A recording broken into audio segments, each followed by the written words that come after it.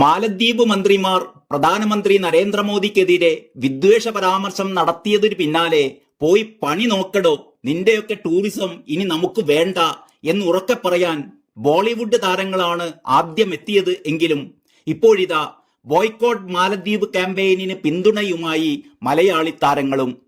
ഇന്ത്യയിലെ ദ്വീപുകൾ ആസ്വദിക്കൂ, വിദേശ രാജ്യങ്ങളിലേക്കൊക്കെ പിന്നെ പോകാമെന്നാണ് പ്രശസ്ത നടി ശ്വേതാ മേനോൻ ഇൻസ്റ്റഗ്രാമിൽ കുറിച്ചത്.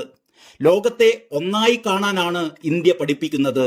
എൻ്റെ രാജ്യം വൈകാരികമായ ഇടമാണ്. ഒരു സൈനികന്റെ മകൾ എന്ന നിലയിൽ ഞാൻ എൻ്റെ രാജ്യത്തെ ഓർത്ത് അഭിമാനം കൊള്ളുന്നു എന്നും ശ്വേതാ മേനോൻ ഇൻസ്റ്റഗ്രാമിൽ കുറിച്ചു.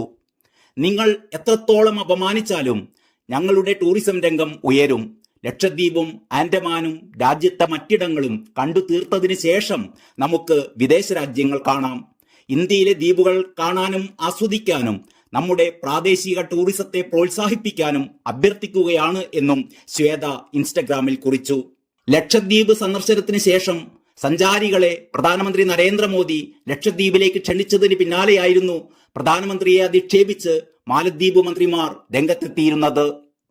ലക്ഷദ്വീപിന്റെ യഥാർത്ഥ മൂല്യങ്ങളെ എടുത്തുകാട്ടിയ ശ്വേതാ മേനോനെ പ്രശംസിച്ച് BJP സംസ്ഥാന അധ്യക്ഷൻ K. സുരേന്ദ്രനും രംഗത്തെത്തി. ശ്വേതാ മേനോൻ യഥാർത്ഥ മൂല്യങ്ങളെ എടുത്തുകാട്ടിയെന്നും ഇത്തരം ശ്രമങ്ങൾ പ്രശംസനീയമാണെന്നും അദ്ദേഹം പോസ്റ്റിന് താഴെ കുറിച്ചു. ലക്ഷദ്വീപ് ടൂറിസത്തിന് പിന്തുണയുമായി എത്തിയ സിനിമാ താരങ്ങളിൽ നടി രചന നാരായണൻകുട്ടിയുമുണ്ട്.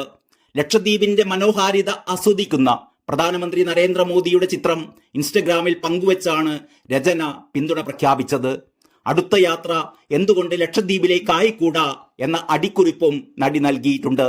ചിത്രത്തിന് താഴെ തന്റെ 3 സുഹൃത്തുക്കളെയും ടാഗ് ചെയ്തിട്ടുണ്ട്. സമൂഹ മാധ്യമങ്ങളിൽ മാലദ്വീപ് സർക്കാരിന്റെ നിലപാടിനെതിരായ പ്രതിഷേധം തുടരുകയാണ്. ബോയ്ക്കോട്ട് മാലദ്വീപ്, എക്സ്പ്ലോർ ഇന്ത്യൻ ഐലൻഡ്സ് എന്നീ ഹാഷ്ടാഗുകൾ എക്സിൽ തരംഗമാണ്. നിരവധി പേർ മാലദ്വീപിലേക്കുള്ള യാത്രകൾ റദ്ദാക്കിയതായും റിപ്പോർട്ടുകളുണ്ട്. മാലദ്വീപിന്റെ പ്രധാന വരുമാനം ടൂറിസമായിരുന്നു. ഏറ്റവും കൂടുതൽ ആളുകൾ മാലദ്വീപ് സന്ദർശിക്കുന്നത് ഇന്ത്യയിൽ നിന്നാണ്. കഴിഞ്ഞ വർഷം 17 ലക്ഷം വിദേശ വിനോദസഞ്ചാരികൾ രാജ്യം സന്ദർശിച്ചതിൽ 2.5 ലക്ഷം പേരും ഇന്ത്യക്കാരായിരുന്നു. ഇന്ത്യക്കാർ ബഹിഷ്കരണം ശക്തമാക്കിയതോടെ ടൂറിസം മേഖല തകിടം മറിഞ്ഞ അവസ്ഥയിലാണവിടെ.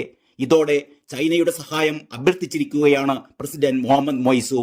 ടൂറിസം മേഖലയിലെ തിരിച്ചടി മറികടക്കാൻ കൂടുതൽ സന്ദർശകരെ മാലദ്വീപിലേക്ക് അയക്കണമെന്നാണ് മൊയ്സുവിന്റെ അഭ്യർത്ഥന. 5 ദിവസത്തെ ചൈന സന്ദർശനത്തിൽ ഫ്യൂജിയാനിലെ ബിസിനസ് ഫോറത്തെ അഭിസംബോധന ചെയ്യുമ്പോഴാണ് മൊയ്സു ഇത്തരമൊരാവശ്യം ഉന്നയിച്ചത്. News desk Kalakaumudi.